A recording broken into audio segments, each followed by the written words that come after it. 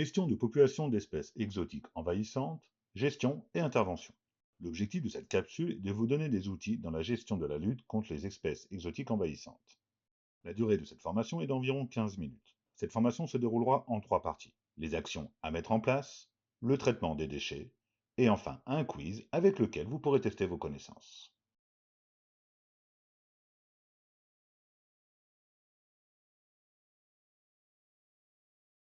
Commençons par un quiz apéritif qui va stimuler votre appétit en posant une question sur ce que vous allez étudier.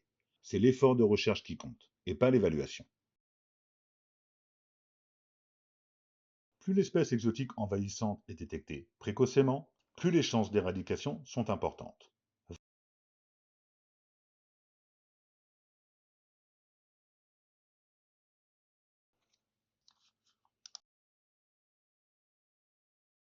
Le choix de la technique à mettre en place dépend du contexte local, de la plante à gérer et l'objectif final de l'intervention. Ce chapitre présente différents types d'interventions. Attention à protéger le site, notamment à proximité des cours d'eau, afin d'éviter la dispersion des fragments de plantes exotiques envahissantes.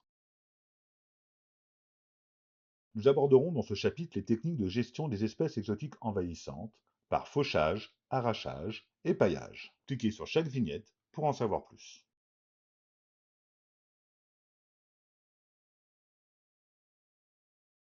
Parlons maintenant du traitement des déchets.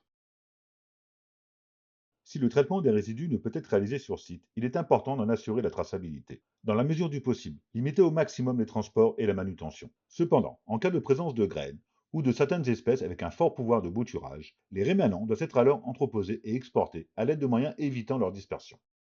Le nettoyage du matériel et des équipements est indispensable afin d'éviter toute contamination.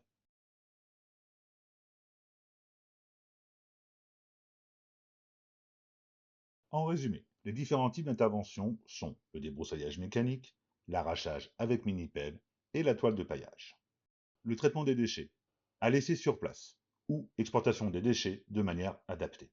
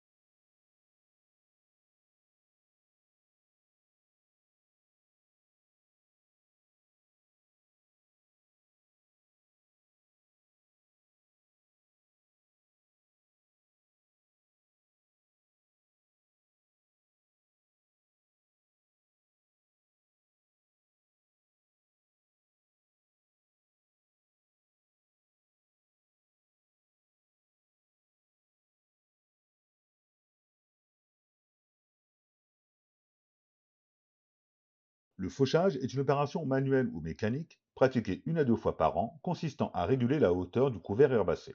Pratiquée avant la montée en graines, cette technique permet d'éviter la dissémination de ces dernières. Elle permet également l'épuisement du système racinaire en effectuant des fauches régulières.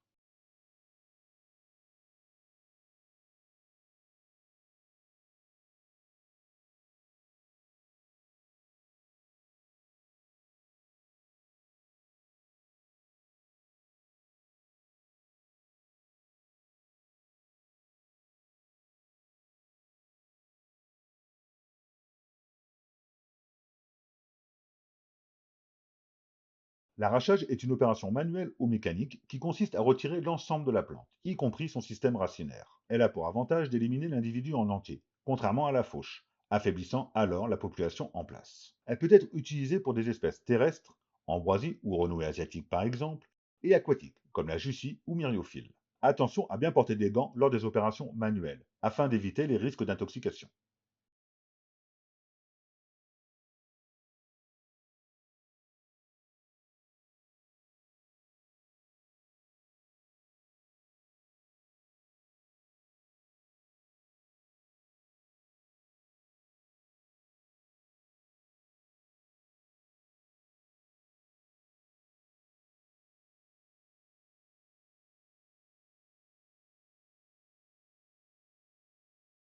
Une zone de plante non désirée peut être recouverte par une bâche opaque afin de limiter fortement leur développement.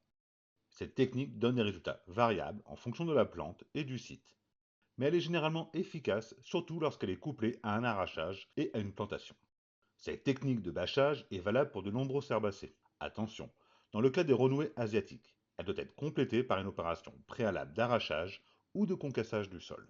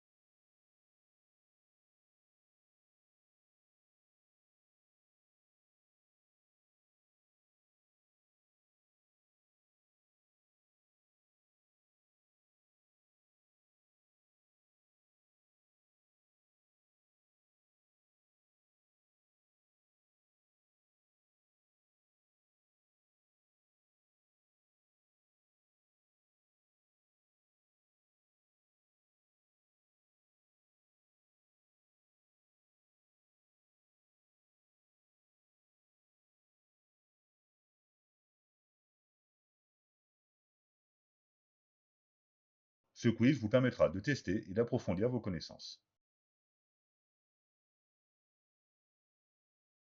Quelles sont les situations les plus à risque dans la dispersion de plantes exotiques et envahissantes lors des chantiers de gestion?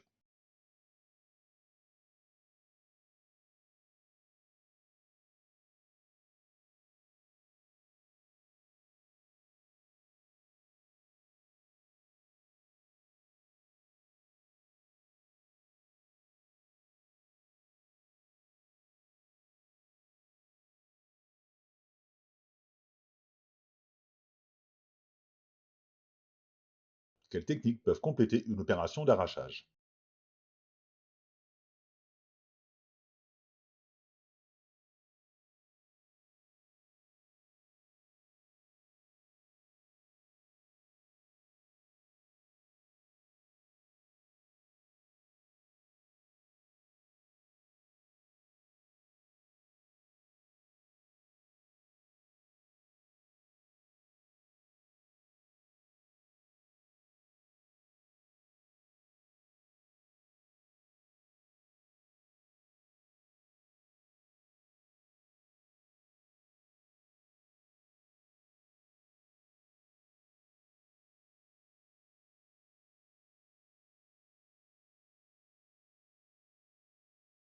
Est-ce que la toile de paillage peut limiter le développement des espèces exotiques envahissantes?